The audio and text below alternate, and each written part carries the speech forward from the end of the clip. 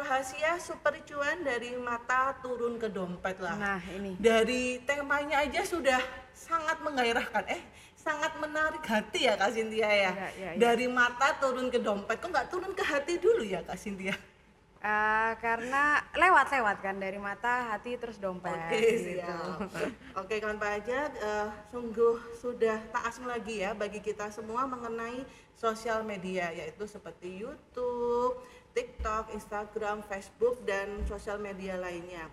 Pokoknya kita ketahui juga dengan sosial media juga dapat meningkatkan penjualan usaha kawan pajak juga.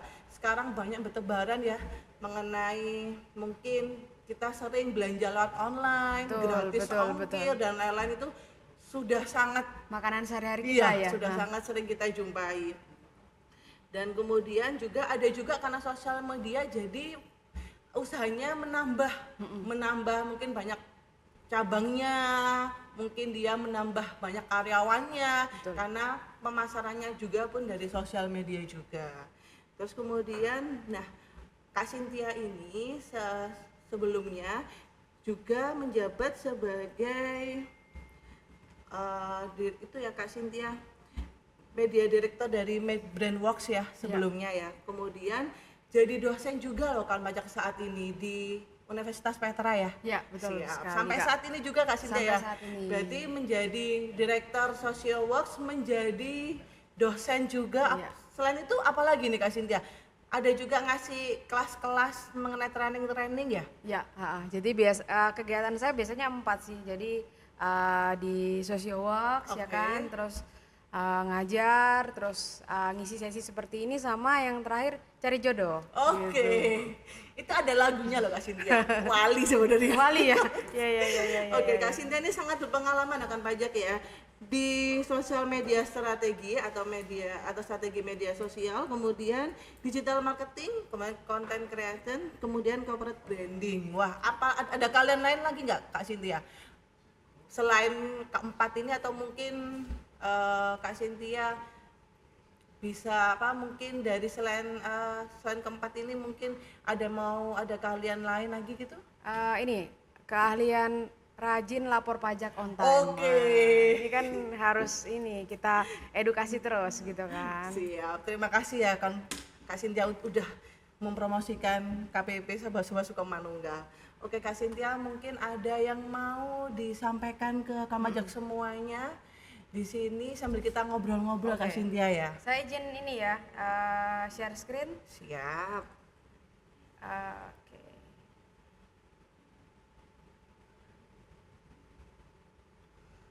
Oke, udah masuk ya untuk share screen-nya. Jadi hari ini kita pengen ngobrol-ngobrol aja nih Kak sebenarnya. Jadi tentang sosial media, gimana caranya teman-teman di sini ya, cukup banyak yang di UMKM. Saya lihat di beberapa waktu terakhir ya, itu tuh sosial media sangat membantu teman-teman di UMKM itu tuh bisa memperluas skala bisnisnya gitu. Jadi awalnya yang dari rumahan Kak, standarnya rumahan aja, terus tiba-tiba via TikTok gitu kan, dia bisa viral, bisa distribusi. Aslinya mungkin cuman di rumah aja, cuman buat tetangga-tetangga aja gitu kan. Terus kemudian dengan sosial media dia bisa kirim ke Sulawesi, ke Kalimantan gitu. Menjadi kemasannya bisa dikirim seperti frozen food ya? Iya, kayak gitu-gitu. Atau misalnya jual baju gitu kan, biasanya yang beli mungkin tetangga-tetangga atau teman-teman gitu. Sejak adanya sosial media, upload di mungkin TikTok gitu kan, terus kemudian bisa viral dan yang beli bisa dari luar kota juga. Sampai ribuan juga ya mungkin ya.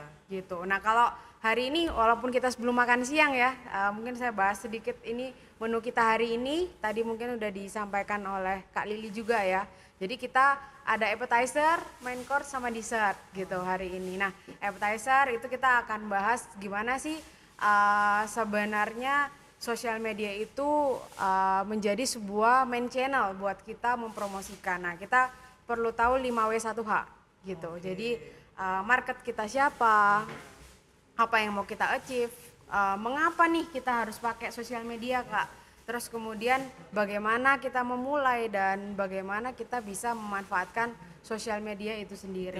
Dan yang terakhir mungkin hasilnya Kak ya, hasil Betul. dari sosial media itu kan akan kita ketahui sebelum pakai sosial media mungkin pelanggannya sebulan 500 lah. Ya. Tapi setelah dipasangkan sosial media menjadi 5.000, wah, Ya. luar biasa sekali ya. Luar biasa. Hampir 10 kali lipat ya. Nah, Betul. mungkin di sini kan pajak itu sebenarnya pingin Kak kayak gitu Kak. Aku pingin seperti itu, seperti orang-orang yang menjadi lebih maju usahanya, tapi masih bingung. Ini mau mulainya dari mana dulu ya Kak ya? Untuk dari sosial media apa? Cuman pakai HP kamera dicekrik aja, difoto atau harus seperti apa? Kan kadang-kadang kan mungkin kalau pajak di sini kan bingung, maksudnya bingung mulai dari mana dulu, kadang-kadang kan gitu. Mungkin Oke. bisa dibantu. Kita kepada mulai dari semuanya. appetizer dulu nih, rekan-rekan semua. Jadi yang pertama adalah kita harus tahu dulu audiens kita itu siapa. Pangsa pasar Pangsa ibaratnya. pasar kita siapa. Jadi kalau misalnya kita ngomong, oke, saya jualan kue, saya jualan baju, saya jualan sepatu, Oke. misalnya saya jualan hijab atau misalnya saya jualan apa, kita harus tahu nih audiens kita itu siapa gitu. Nah, ini ada sedikit insight ya. Jadi yang di sisi kiri itu tuh audiens dari grupnya Meta atau biasa kita bilang Facebook, Instagram. Oke. Nah, kalau yang kanan itu tuh audiens dari TikTok gitu. Nah, jadi kita harus paham nih platform mana yang kita pakai gitu kan. Kadang yang mau digunakan yang mau ibaratnya. digunakan supaya audiens kita tuh sesuai. Jadi misalnya kalau kita jual kalau Facebook kan rata-rata sekarang penggunanya lebih senior ya Kak. Iya, lebih Gitu. tua ibaratnya ya. Lebih senior saya bilangnya gitu kan. Generasi X, boomers gitu Generasi kan. X, siap. Mungkin orang tua kita gitu kan. Nah, oke, kita harus sesuaiin produk-produk yang mereka sukai seperti apa, kita cocok jualan di sana. Oke. Tapi kalau misalnya kita mau di TikTok gitu, ya kita harus jualan-jualan produk-produk yang anak muda banget Disukai gitu. Gen Z berarti gitu ya. Disukai Gen Z gitu. Karena memang kalau kita lihat dari segi audiens, audiensnya 18 sampai 24 nih paling tinggi untuk TikTok dan terutama perempuan. Jadi kalau misalnya kenapa sih yang brand fashion itu rame banget di TikTok? Karena memang audiens TikTok kebanyakan perempuan Kak, Oke. gitu. Jadi nggak cuma fashion Kak, seperti kayak kecantikan itu Betul. juga ramai sekali di TikTok Produk-produk produk beauty kecantikan ya. gitu kan. Jadi misalnya kalau teman-teman di rumah kayak punya yang berhubungan sama kecantikan gitu kan, itu TikTok salah satu platform yang cocok juga karena memang audiens di sana banyaknya perempuan gitu kan. Oke. Seperti itu. Jadi ini perlu kita pahami juga siapa target market kita.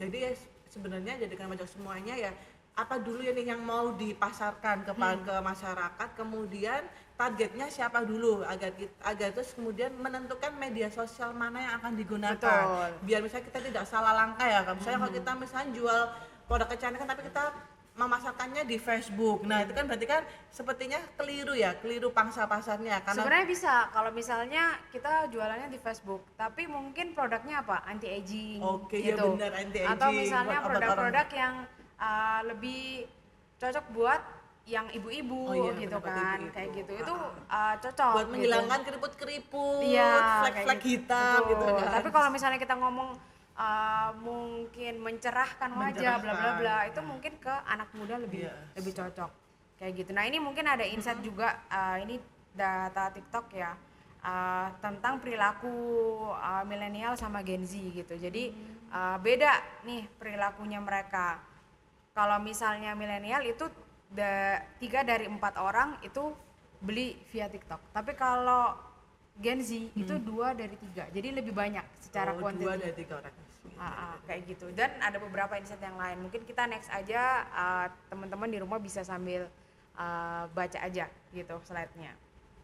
Nah, ini beberapa karakteristik, mungkin kita langsung ke yang bawah ya. Kalau kita ngomong Gen Z itu tuh kita coba lihat pain points mereka. Jadi ternyata kalau Gen Z ini Kak, mereka itu lebih suka cari sesuatu yang viral gitu. Oke. Jadi kalau misalnya pernah ingat ya, dulu itu ada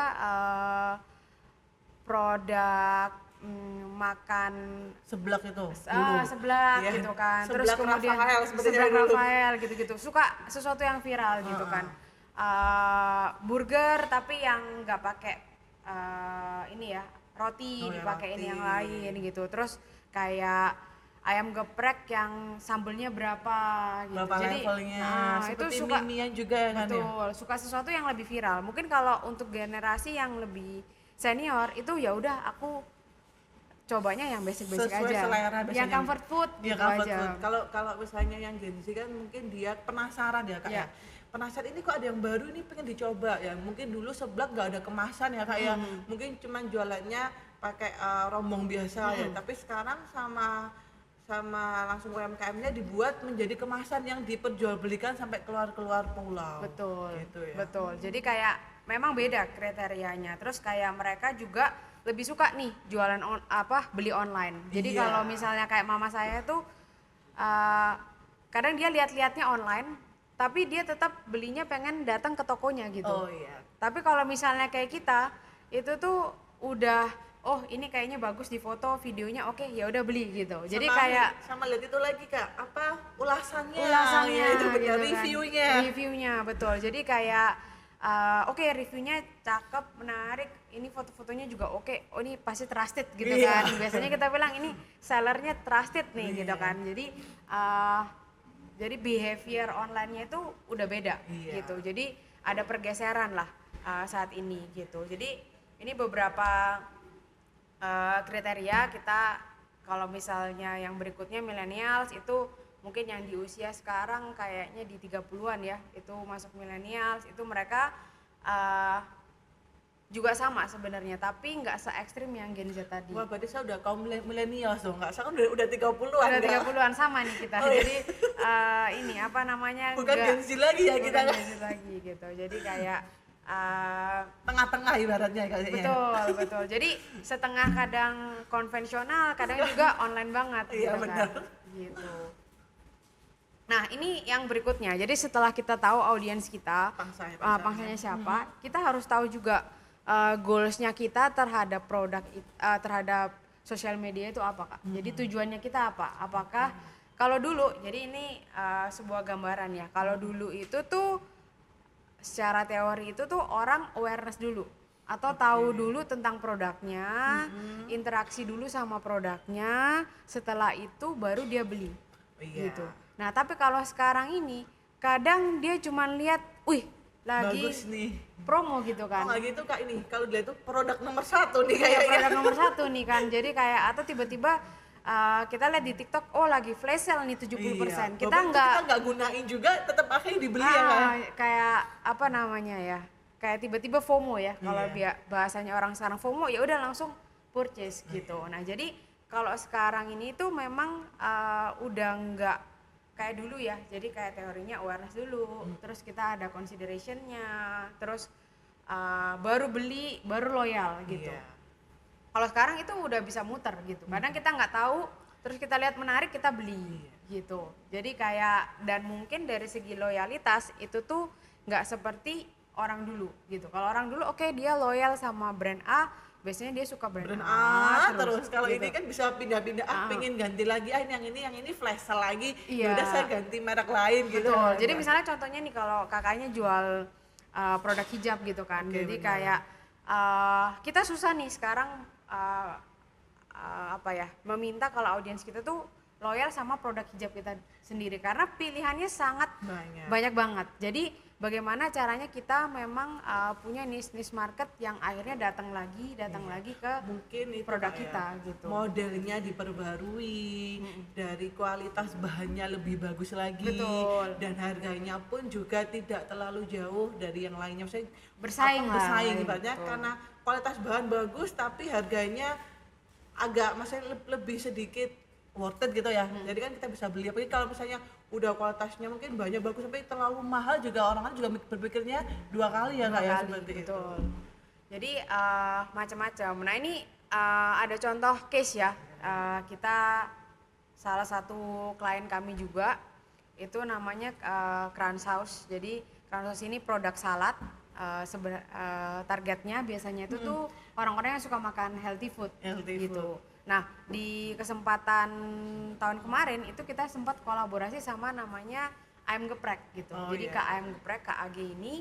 Nah padahal kalau kita lihat ayam geprek ini audiensnya beda Kak. Sama sekali biasanya yang makan ayam geprek itu tuh nggak makan salad, yang suka makan salad mungkin nggak makan ayam geprek. Karena ayam gitu. geprek kan identitasnya kan pedes ya Kak ya. Ya pedas. Jadi kan pedes kok digabungin sama yang salad. Kok kayaknya kok nggak matching nih Kak sepertinya ya Kayak kan. gitu. Tapi kita coba kolaborasikan gitu. Di sini kita bisa bilang namanya cross branding ya atau cross selling juga. Jadi kayak akhirnya kita buat produk yang oke, salad tapi ayamnya pakai ayam KAG. Oke, KAG tapi kita kasih sedikit sayur gitu. Jadi akhirnya kita buat seperti itu. Nah, kalau dilihat lagi dari segi audiens ini beda-beda gitu ya. Kalau misalnya ini contohnya boomers gitu kan, mungkin mereka lebih percaya sama ini teman-teman arisan, konco-konco arisan gitu kan, teman-teman arisan. Reviewnya sama teman-temannya ini enak ini pantas buat dicoba langsung ini. beli gitu Kita langsung kan. beli nyoba ini biasanya. Open PO gitu kan. Oke, ini ada di grup WhatsApp gitu kan, biasanya sampai ada mau ini. titip pesan ini Iya, gitu kan. kayak gitu. Kalau misalnya millennials mungkin dia lebih lihat influencer gitu kan. Iya, Influencer reviewnya gini nih, enak nih, dia beli. Nah, kalau yang ketiga baby boomer Gen Z ya, itu tuh dia lebih ke arah apa yang viral. Pengen nanti saya review supaya FYP dan yang lain-lain. Jadi concernnya udah beda-beda kayak gitu. Jadi pendekatan dari satu produk itu bisa beda-beda juga di masing-masing audiens. Berarti termasuk idenya Kransos ya kayak mungkin dia nggak pengen monoton aja buatnya salad sayur, pengennya yang berbeda biar menarik pangsa pasar lainnya. Betul. Oh mungkin ada yang suka pedas tapi kalau salad sayur aja nggak pedas kurang greget rasanya gitu kan. Betul. Akhirnya kerjasama sama mungkin sama KAG, KM Geprek. Jadi itu mungkin inovasinya dari Kransos juga ya sebenarnya ya Kak ya. Jadi kalau misalnya di dunia sosial media ya sekarang itu tuh sangat juga mempermudah kita yang namanya kolaborasi. Iya, Gitu. Jadi kalau misalnya dulu kita nah ini kebetulan teman-teman di sini kurang lebih ada 100 partisipan ya. Gitu. Nanti mungkin bisa sharing juga nih Kak, kayak bisnisnya apa. Nah, siapa tahu sebenarnya kita bisa Cocoknya saling di sini malah sebenarnya. bisa saling kolaborasi gitu. Jadi justru setiap sesi-sesi ini justru bermanfaat. Oh, ternyata si Pak Budi ini bisnisnya misalnya kita contohnya ayam geprek nih. Saya ini punya nasi Liwet apa nasi nasi jagung gitu ya. gitu kan. Oh, ternyata kita bisa kolaborasikan nih gitu, bikin sesuatu yang spesial di sosial media. Jadi sosial media ini sebenarnya banyak banget manfaatnya. Iya, Jadi kita bisa berkenalan, berkolaborasi gitu via sosial media juga gitu. Jadi kita sekarang UMKM itu tuh nggak berdiri sendiri-sendiri, tapi kita bisa kolaborasi. Jadi Kayak misalnya gitu. mungkin juga ada juga usaha kerupuk Betul. yang itu cocok banget nih buat ditempatin sama nasi apa gitu ya. Wah, jadi akhirnya kolaborasi nih. Ya udah saya yang akan nganu kerupuknya, kamu bagian nasinya. Jadi kalau digabungin lebih enak buat dijual gitu kan. Betul, Begitu ya. setuju banget Kak. Jadi kayak kadang kita gimana ya cara jualan kerupuk kayak gitu misalnya. Iya. Tapi ternyata kalau ketika dikolaborasikan dari bisnis sama bisnis bareng gitu kan, UMKM ini bersama, itu justru malah bisa lebih diterima gitu sama audiens. Juga akhirnya meningkatkan produk kerupuknya dia juga Betul. sebenarnya ya. Si nasi liwet tadi ya mungkin kayak yang awalnya kok kayak kurang greget, kurang gurih gitu kan. Kurang apa gini ya. Ternyata dengan adanya kerupuk itu tuh jadi lebih menambahkan nilai jual dari produknya itu sendiri gitu. Jadi karena kalau kita bilang marketing ya atau social media marketing itu pasti tidak lepas juga dengan produknya itu sendiri juga harus ada sesuatu yang spesial atau unik kayak gitu. Siap. Nah ini omnipresence, jadi tentu saat ini makanya saya senang banget hari ini diundang ke sini, kita bisa sharing, mengedukasi rekan-rekan semua kalau ya saat ini memang kalau kita punya usaha itu tuh kita harus promosinya di mana-mana gitu supaya kayak kita bisa ketemu sama customer baru. Ibaratnya promosinya udah go public lah, nggak cuma tetangga-tetangga aja gitu kan Kak ya. Jadi sudah lewat sosial media jadi lebih dikenal walaupun gangnya sempit, kalau itu sudah terkenal di mana-mana pasti bakal dikunjungi sama yang lainnya kan Kak ya. Betul. Jadi kayak saya punya teman dia aslinya jualan kayak dumplings ya, kayak ini ya. Kayak dimsum ya. Ya, semacam dimsum. Awalnya dia sendiri sama temennya bikin berdua. Terus ternyata awalnya jualannya satu-satu ya. Misalnya kayak Ada orang beli, ada pesanan pesanan beli. gitu. Nah, sekarang dia banyak support dia di Surabaya ya posisinya. Sekarang dari sosial media dia lumayan namanya Pos Dumpling, mungkin nanti sambil teman-teman bisa cek gitu ya. Terus sekarang dia malah bisa support brand resto di Bandung sama Jakarta gitu. Jadi awalnya dia usaha di rumah, UMKM di rumah, betul. Terus kemudian karena sosial media gitu kan, orang lihat, aku punya resto daripada aku harus bikin sendiri. Istilahnya kayak siomay-nya gitu kan, mending saya beli aja kayak gitu. Jadi kayak dari UMKM akhirnya bisa growing ke support ke restoran atau hotel-hotel mungkin biasanya saat ini tuh kalau case-nya dia ke resto-resto yang lain bahkan di luar kota Surabaya gitu. Jadi menurut saya rekan-rekan sekarang yang mungkin mau mulai bisnis jangan berpikir kalau semuanya itu langsung besar gitu. Karena segala sesuatu tuh dari kecil dulu gitu. Jadi kita kerja dari bawah dulu dari kecil gitu. Tapi dengan adanya sosial media ya sekarang itu menurut saya lebih nge-speed mudah up. Jadi kayak menaikkan kemungkinan-kemungkinan baru yang lebih cepat akhirnya. Kayak gitu. Sebenarnya menguntungkan pelaku UMKM ya kayak. Jadi lebih mudah untuk memasarkan produknya. Betul. Jadi mungkin dulunya hanyalah lingkup warganya, tetangganya aja. Jadi karena sosial media dia menjadi bisa dikirimkan menjadi frozen food, bisa dikirimkan juga ke tempat-tempat lainnya. Nah, nanti mungkin bisa disimpan dulu ya mungkin pertanyaannya. Nanti kita akan ada sesi tanya jawab ya kan pajak ya di akhir acara. Nanti mungkin Kak Cynthia ini bisa membantu kan pajak semuanya untuk meningkatkan usahanya. Emang saat pada pagi hari ini tuh luar biasa kok. Tamu kita ini luar biasa. Narasumbernya itu sangatlah top begitu ya. Makasih. Nanti saya nggak bisa keluar ini studio kalau misalnya. Oke, tadi appetizer ya sedikit ini. Nah sekarang kita mulai masuk ke main course-nya, ya kan? Kayaknya udah rame nih di kolom pertanyaan ya.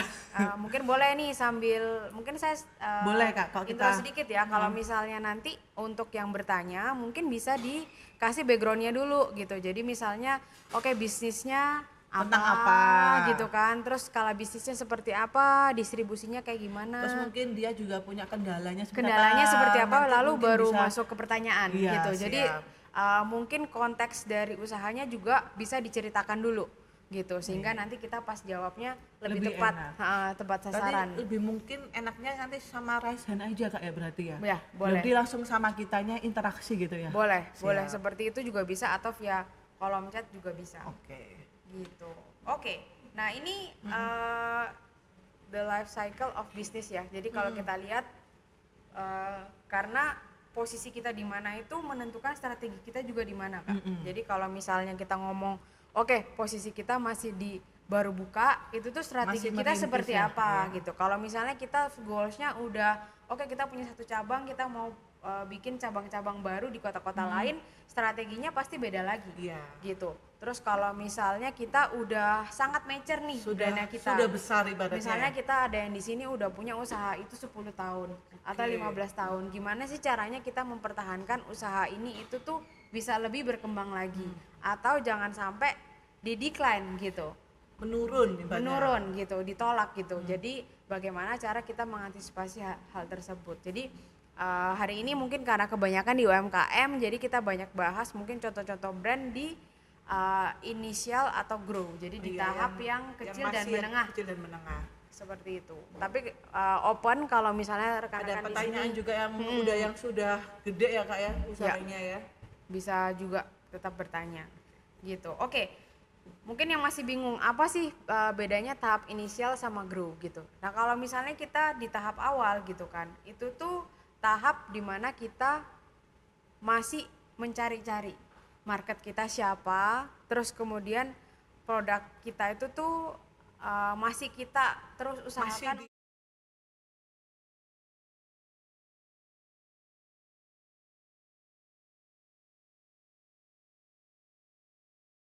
pedesnya ini pas nih gitu. Tapi ternyata sejak kita coba jual, ternyata ada review, ini enak loh, tapi ternyata kurang mantep pedasnya. Kalau saya sebagai penyuka pedas itu pengennya levelnya yang lebih tinggi lagi gitu. Nah itu tuh masih di tahap itu tuh kalau misalnya inisial gitu ya, kayak kita masih ada trial and error sama produk kita gitu. Terus kemudian memang di tahap ini biasanya revenue kita itu tuh masih cenderung rendah gitu ya, mungkin dia pendapatannya juga nggak terlalu tinggi karena dia masih trial and errornya juga masih banyak mungkin masih banyak gitu. Jadi memang biasanya bisnisnya itu apa ya, kita harus ini mungkin banyak bisa juga kayak pivot gitu. Jadi misalnya awalnya kerupuk kentang, terus ternyata orang lebih suka kerupuk tahu misalnya. Nah, bisa itu juga tuh mungkin kerupuk kentang original buatnya. Ternyata Gen Z sukanya yang dibumbuin micin, itu kurang micinnya, berarti harus ada pengolahan lagi ya Kak ya. Betul. Atau misalnya nih kemarin dapat cerita juga kayak dia sebenarnya jual produk-produk yang vegan gitu. Jadi mungkin kayak loh, ada cukup banyak loh sebenarnya target market orang-orang itu juga cari kerupuk yang vegan gitu, yang nggak micin misalnya gitu, yang nggak mengandung bawang gitu. Ternyata ada juga marketnya. Jadi itu tuh masih di tahap yang sangat awal. Nah, bedanya kalau misalnya tahap grow atau misalnya sudah kita anggap sedikit lebih matang, itu tuh produknya kita sudah mendapatkan market kita. Jadi kita udah nentuin, kita jual misalnya baju anak-anak nih, biar nggak makanan terus nanti lapar kita sebelum makan siang. Misalnya baju anak-anak gitu kan. Jadi ternyata baju anak-anak saya awalnya bikin baju anak-anak secara umum, pokoknya baju anak-anak aja gitu. Tapi ternyata dari umur-umurnya ya. Mungkin kayak jenisnya macam-macam. Jadi kayak ada dress, ada kaos dan yang lain-lain. Tapi ternyata setelah tes di market, produk yang laku itu produk baju anak yang batik Kak, gitu. Karena ternyata ada fenomena kalau misalnya anak sekolah itu sekarang suka pakai batik kan, misalnya hari Jumat buat acara-acara sekolah gitu kan, biasanya pakai baju batik. Jadi mungkin di waktu itu ya ternyata produk baju batik anak itu lebih diminati Kak, daripada yang kaos-kaos biasa gitu. Nah, itu kita bisa masuk juga ke sana. Jadi di titik tertentu nanti teman-teman bakal mendapatkan produk kita itu ternyata marketnya ini loh gitu. Nah, itu di situ nanti biasanya secara cash flow kita bilang pendapatan itu lebih stabil, lebih meningkat, dan biasanya di situ dari segi kompetitor ya itu tuh nggak terlalu banyak. Bisa jadi seperti itu daripada kita buat sesuatu yang terlalu umum. Kan tidak fokus kalau gitu. Batik itu kan yang jual buat anak-anak kayaknya jarang ya Kak ya. Soalnya batik yang anak-anak itu kan biasanya mungkin digunakannya mungkin bagi orang-orang kan nggak setiap hari. Jadi untuk pelaku UMKM untuk membuat batik itu kan menjadi jadi sulit mungkin atau gimana kan, akibatnya batik kan mungkin banyak modelnya. Jadi di sini jadi UMKM ini kalau pakai batik buat anak-anak jadi banyak yang laku karena kompetitornya nggak sebanyak yang baju lainnya. Umum gitu, baju-baju kaos gitu. Yang kaos-kaos polos kan sudah banyak. Ya, kan kalau batik kan lebih sedikit, jadi lebih untuk larisnya lebih tinggi ya kayaknya sebetulnya. Betul. Nah, ini kita coba ambil satu contoh story deh sebelum nanti setelah satu contoh ini mungkin kita bisa buka Q&A sebentar, baru kita lanjut lagi. Nah, jadi ini saya mau cerita sedikit. Mohon maaf sebelumnya mungkin kalau produknya yang kali ini non halal ya. Ada contohnya, ini kebetulan tapi kliennya Kakak ini ya? Iya, kebetulan klien kita juga. Jadi memang dia, tapi menariknya ini ada banyak lucunya nih, ceritanya dari sini nih gitu kan. Jadi dia adalah rumah makan khas NTT gitu. Nah, memang yang dia jual adalah khususnya produk itu tuh babi tore gitu. Nah, cuman dia ini sebenarnya depot rumahan aja. Jadi cabangnya baru satu gitu. Nah, dia coba pengen masuk di sosial media seperti itu.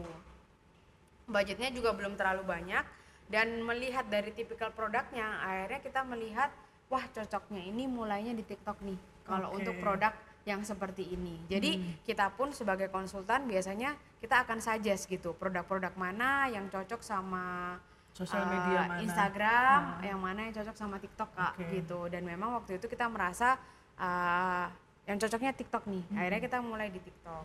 Nah, ini contoh-contoh konten yang kita bikin gitu.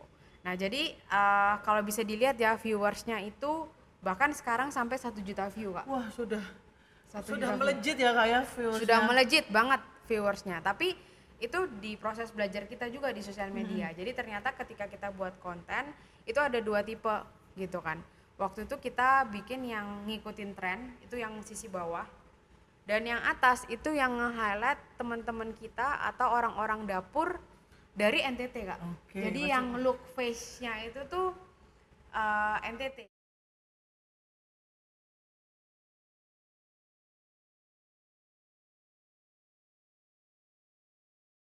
Kayak, Betul. jadi itu bukan orang Surabaya yang pernah ke NTT, tapi ini Bukan. orang NTT yang berjualan langsung di Berjualan Surabaya. langsung. Jadi kayak memang tukang-tukang masaknya mereka atau chefnya mereka itu tuh orang sana gitu. Dan kita rasa ternyata pas kita up konten tentang yang masak atau yang sisi di dapurnya itu malah lebih suka gitu.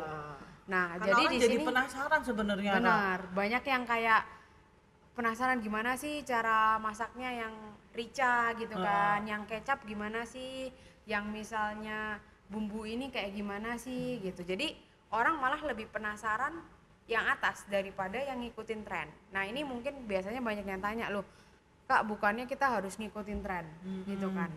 Ya saya setuju banget, jadi kalau kita namanya di sosial media tren itu berubah terus.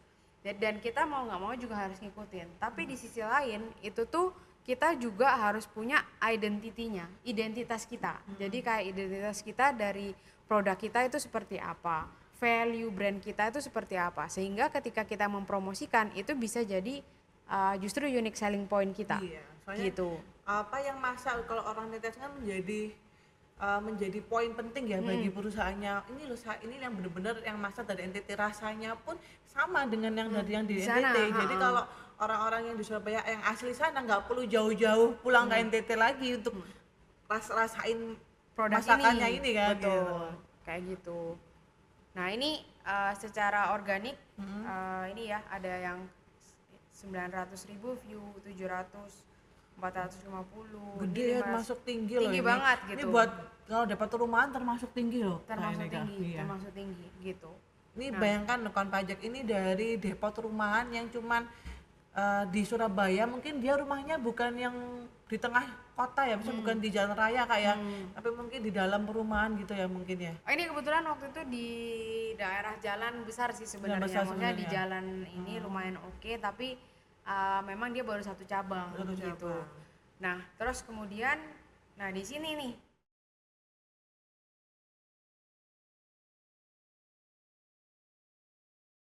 pelajaran ketika kita bermain di online. Nah kalau dilihat saya zoom ya, ini audiensnya kita sebenarnya jualannya di Surabaya. Ya. Tapi audiensnya itu ada di Jakarta, Denpasar, Manado, Makassar, Kupang, Medan, Semarang, Ambon, Jayapura, dan kota-kota yang lain. Jadi, kayak gitu. Iya. Saya bisa menangkap ini sebenarnya. Kejanggalannya apa? Kejanggalan. Jadi dia pun bukanya di Surabaya, tapi yang menonton malahan kebanyakan di luar Surabaya. Nah, banyak yang dari luar Surabaya gitu. Nah dari sini apa yang kita bisa lihat? Nah ketika kita main di sosial media, kita juga harus siap produk-produk kita ini siap go nasional gitu. Jadi skala bisnisnya kita udah nggak bisa bilang itu tuh Depok lokalan aja gitu, karena kemungkinan video kita yang menonton juga dari luar-luar kota gitu. Jadi secara algoritma itu mungkin orang luar di Bandung bisa nonton gitu ya. Kalau kita mungkin di Surabaya atau aslinya kita jualannya di daerah Sukamanunggal sini ya Kak gitu. Ternyata yang beli itu tuh di Surabaya Selatan gitu. Nah jadi kita harus lihat gitu. Misalnya tadi 1 juta view, kok 1 juta view kemudian omsetnya nggak meningkat 1 juta orang ini, kok nggak semuanya beli gitu. Nah mungkin ternyata yang beli ini tuh yang nonton itu banyak yang dari luar kota gitu kan. Nah jadi waktu itu akhirnya kita sempat suggest nih Kak ke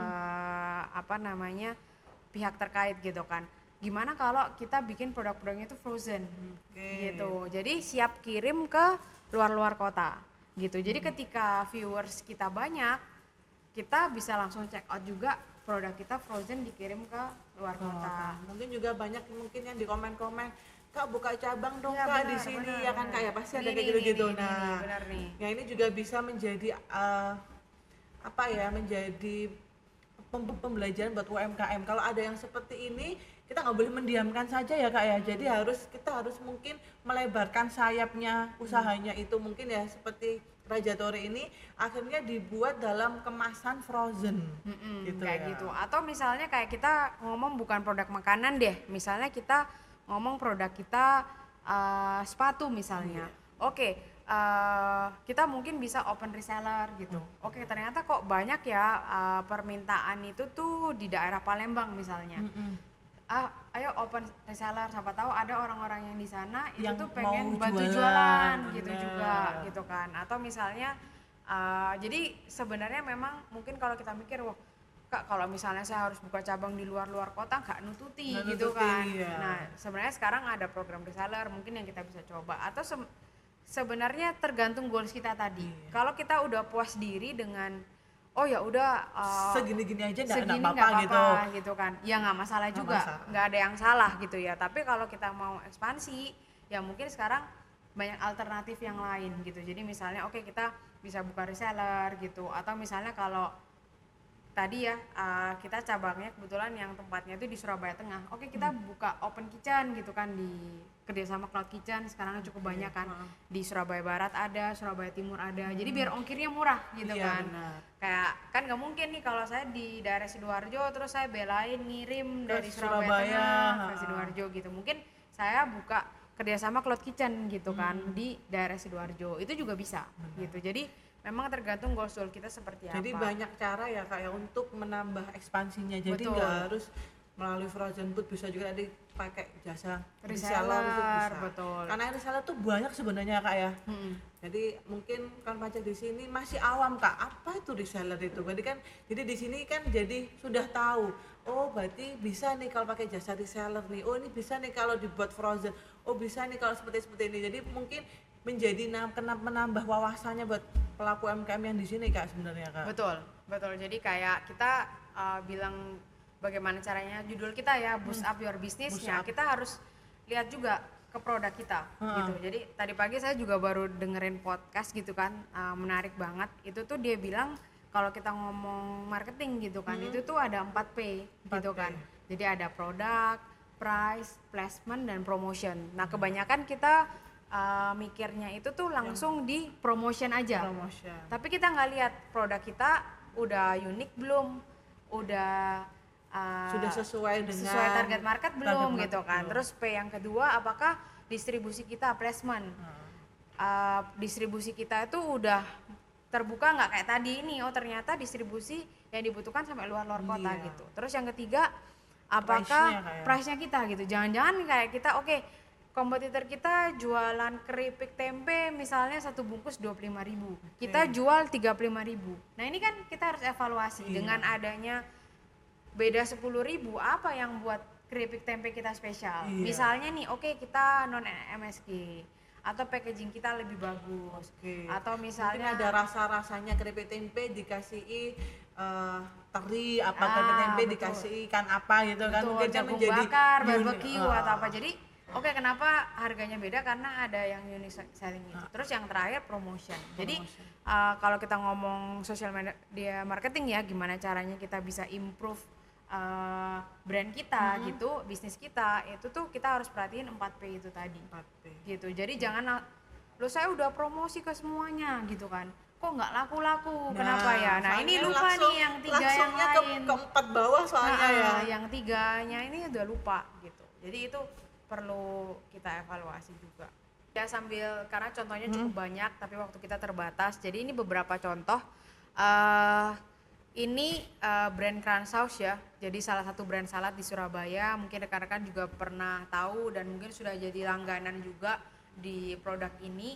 Nah, hal-hal yang kita kerjakan salah satunya adalah clickbait does work gitu. Jadi kita tahu kalau sekarang ya kita kadang atau kakaknya juga kalau lihat sosmed kan di scroll terus ya gitu kan. Ngapain kita ini cari-cari yang menarik itu apa. Jadi speed kita di sosial media itu tuh cepet banget gitu. Nah jadi penting sekali kalau kita punya konten-konten video yang awalnya itu harus menarik gitu. Setelah itu di tengah-tengah kita mau masukin yang informatif, hard selling boleh di belakang. Tapi di depan kita harus clickbait yang menarik dulu nih gitu. Mungkin video-video lucu apa, nanti kemudian di belakangnya memasarkan produk seperti apa. Bisa gitu. Ya. Atau misalnya nih salah satu contohnya yang di kiri atas ini kan. Jangan simpan aku di kulkas. Apa nih gitu kan. Kok ada produk yang nggak bisa disimpan di kulkas. Nah ini viewersnya sampai 1,5 juta. Iya. Gitu. Terus kemudian makan sehat isinya harus hijau-hijau semua nggak sih gitu. Atau misalnya tiba-tiba kita bikin video yang pakai abang Gojek kayak gitu. Nah jadi kita bikin konten-konten yang awal-awalnya itu harus menarik dong gitu. 3 detik awalnya menarik. Itu perlu diperhatiin. Bisa juga dengan clickbait judulnya Kak ya. Betul. Sama mungkin wajah-wajahnya, penampilannya ketika di covernya juga kalau menarik kan orang jadi wah ini lucu nih kayaknya. Saya klik aja nih kayak gitu ya. Betul. Tapi sekali lagi teman-teman meskipun clickbait ini harus menarik, tapi kita juga harus punya ethical juga di dalam kita mempromosikan gitu. Harus ada etika ketika kita mempromosikan. Oke, kita boleh clickbait, tapi isi dan konten kita harus nyambung, harus informatif juga. Karena kadang biasanya saya lihat beberapa itu clickbait pas dipencet lah kok istilah Surabayanya nggak ono isine gitu kan, kok nggak ada isinya gitu. Nah ini juga kita harus perhatikan gitu. Next ngobrol untuk gali feedback. Nah ini penting sekali. Membalesin komen sebenarnya. Balesin komen gitu, balesin komen, balesin DM, feedback terhadap produk kita apa. Karena sekali lagi yang mengkonsumsi produk kita itu tuh customer. Kalau menurut kita udah enak nih rasanya. Udah enak nih rasanya. Atau misalnya kita punya produk sepatu, sepatu ini tuh udah nyaman banget buat kaki saya. Tapi mungkin buat kaki orang-orang tertentu nggak cocok gitu. Atau misalnya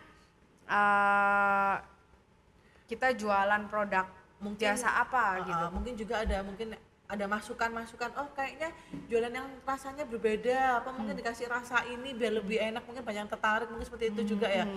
Feedback-feedbacknya itu Kak. Betul. Jadi misalnya kayak Kransos ya, itu beberapa kali kita dapat feedback pengen menu-menunya itu lebih banyak proteinnya lagi. Jadi kayak dagingnya lebih banyak. Kalau sekarang mungkin lebih banyak sayurnya, pengen ada menu-menu yang dagingnya lebih banyak. Proteinnya itu kan masukan. Berarti apakah kita perlu nih membuat produk Kransos yang high protein atau yang proteinnya tinggi sehingga kita bisa add on nih.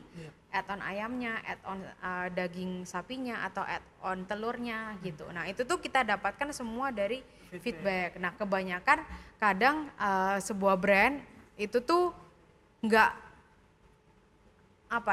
pengennya fokusnya cari customer baru terus. Tapi ternyata customer lama yang sudah loyal itu tuh nggak dijaga gitu kan, nggak dijaga, nggak ditanyain lagi. Misalnya kalau Kransos dia ada 12 menu gitu kan, dia udah suka menu 1 dan 2. Ayo kita cobain dong menu 3 sama 4 gitu. Atau kita apresiasi loyal customer kita. Kamu loyal customer kita, misalnya dengan pembelian 10 produk nanti bisa free 1 produk gitu. Maksudnya program-program seperti itu kita bisa kerjakan sebenarnya di sosial media. Kalau dulu mungkin kita konvensional ya, jadi kayak kita makan ke rumah makan, terus ownernya datang, gimana hari rasanya, ini gitu. Atau misalnya dulu di Pizza Hut gitu ya, gimana Kak rasanya, sudah enak belum gitu kan. Itu sering banget tuh di Pizza Hut dia tanyain kayak gitu. Nah jadi sudah sesuai di lidahnya kakak belum, atau ada yang kurang atau gimana kan gitu. Betul, jadi itu dulu offline, tapi di online pun sebenarnya treatmentnya sama. Jadi kita harus juga berinteraksi sama followers kita gitu. Jadi kalau kita ngomong sosial media itu tuh nggak cuman produksi kontennya aja.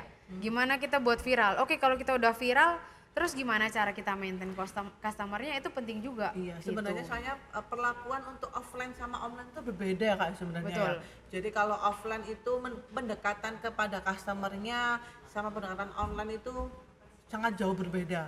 Kalau online kan bisa juga melalui, kan nggak ketemu langsung sama orangnya. Kita melalui online ya mungkin ya dengan cara feedback ini mungkin merasa customernya saya dibalas, berarti masukan saya berarti diperhatikan, kan menjadi nilai plus juga buat perusahaan ya Kak ya.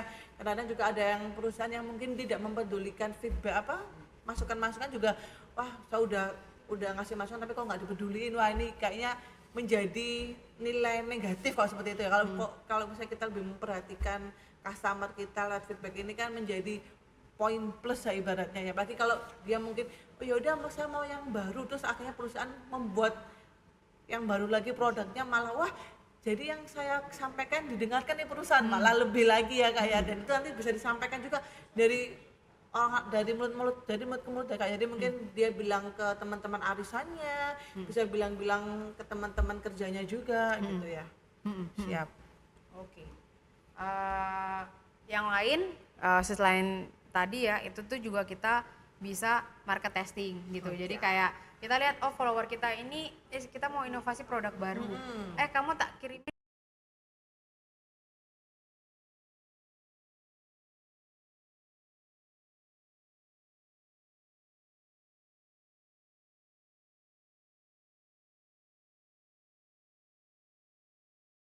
kita bisa tes gitu kan, kita free in 10 produk, nanti kalau ternyata suka dia kan jadi bisa Beli. nanti pasti beli lagi kayak gitu, atau kalau rasanya kurang ya berarti kita harus evaluasi lagi. Mungkin nanti seperti ada itu. masukan-masukan dari waktu yang testing itu, oh ini sepertinya ini mungkin kurang dalam kejunya kalau dia kue, atau mungkin kemasannya ini gampang membuat kuenya hancur atau gimana kan mungkin bisa aja ya kayak gitu ya. Betul.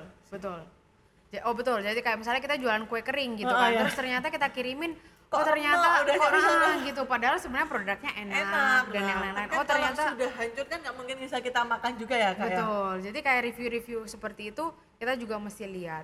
Jadi gitu. harus diperhatikan ya Kak masalah itu sosial media.